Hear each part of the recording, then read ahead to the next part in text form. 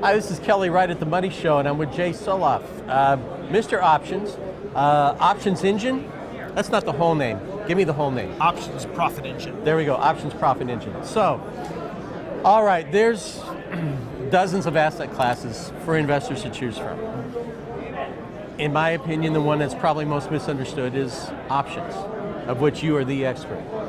So, why don't we talk a little bit about, there's different types of options, and like any other tool in your tool chest, it needs to be used on the right project. And you're a guy who's spent most of his life trying to help people understand this area, so let's do what we can for him right now. Sure. Okay? So, there's options to buy, options to sell. Yep.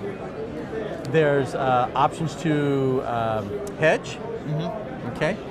There's, I tell you what, why don't you take it from there, and let's say that you were giving just a treatise on options, all right? Where would you start, and how would you tee it up for investors? Absolutely, thank you. Sure. So options can be very complex, or they can be very simple, and that's the thing. It's that from a very simplistic standpoint, people might say, oh, well, I'm just going to use an option to try to hit a home run. Okay. And there are times where you might want to do that. I mean, some people want that chance to have oversized returns. Sure. And maybe that's something that's very useful in like a biotech stock or something like that, where you're trying to guess it might hit FDA approval, and you want to take a chance, and you don't want to buy the shares because they're too expensive or something along that line. So it's a good tool for speculation. But if you're looking for something that's the higher probability, you can also sell options for income. Like covered calls would be the most obvious example, where you're just selling a call against stock that a lot of times you already own, and you're just adding to your yield. Basically, it's like having a dividend. So there are a zillion ways to use options.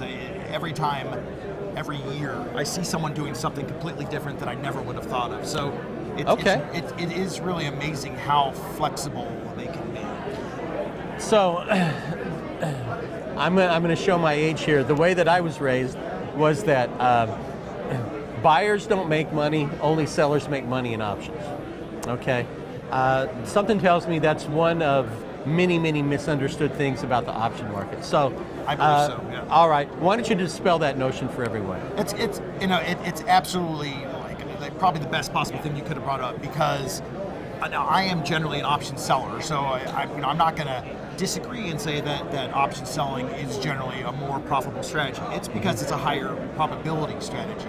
But just like anything else, there are times to sell and times to buy, right? I mean, it's right.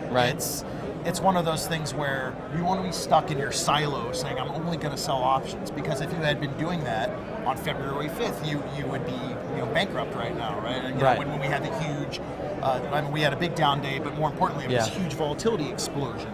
And so if you were only selling options, or you weren't protecting yourself, and you only assumed it was going to, the volatility is going to go down, you would have gotten crushed. So generally, selling options is better, but I also buy options when when the market tells me that's what I need to do. Okay, so I tell you what, in our next segment, we're going to break this down, and we're going to get into it a little bit more about the proper way to use options. I'm Kelly Wright with The Money Show, and this is Jay Soloff. Beautiful.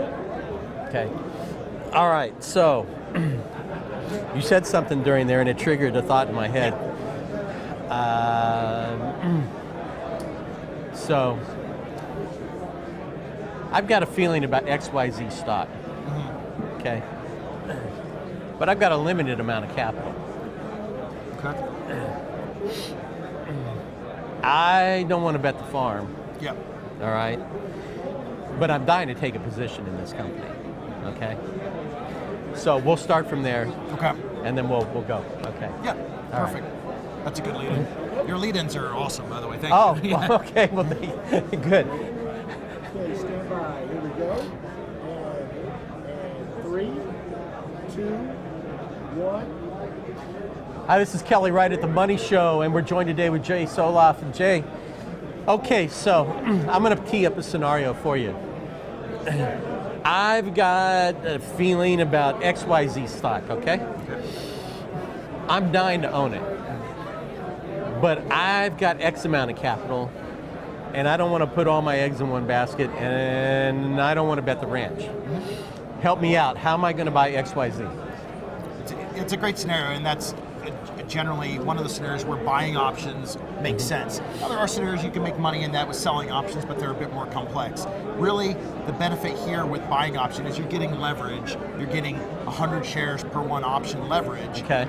The trade-off is that those options are going to expire. So if you buy the stock, you have it indefinitely. Right? If you buy an option, it's going to expire. But if you think that the event that you're buying for is going to happen in a certain amount of time, absolutely, you're better off buying options because you're paying a lot less, a tenth of the cost or something like that. So you got two things going on here. You got time and price. Yeah.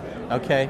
So time is a wasting event. Yes. You've got X amount of time for Y to happen.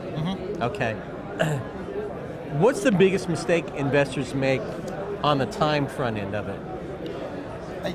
It's always the same thing. It's not buying enough time, right? Okay.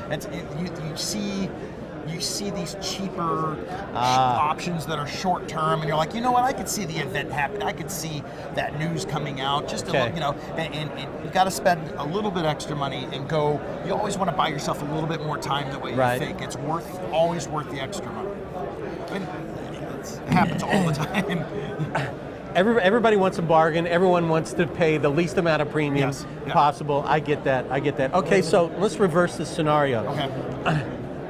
I've got money. I got a lot of money. All right. Okay.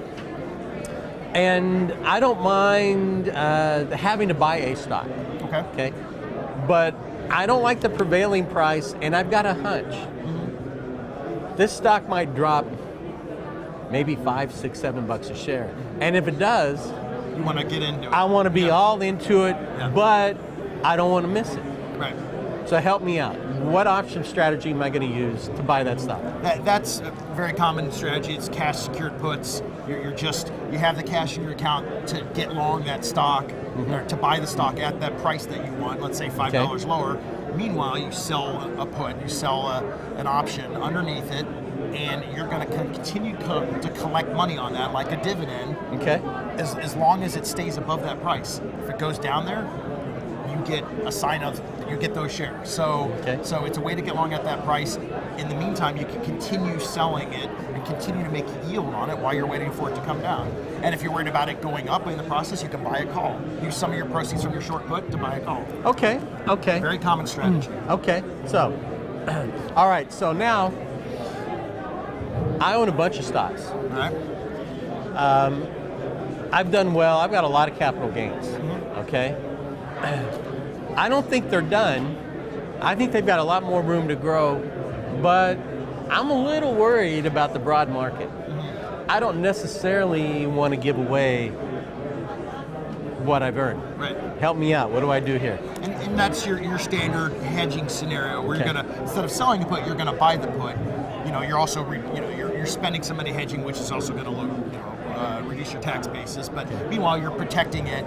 If the market falls down, you've recouped a lot of those gains, and you've only paid some small percentage of your capital to protect yourself. So you're basically buying insurance. Exactly.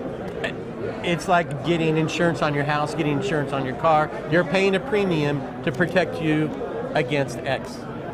Okay. 100% accurate description. Yep.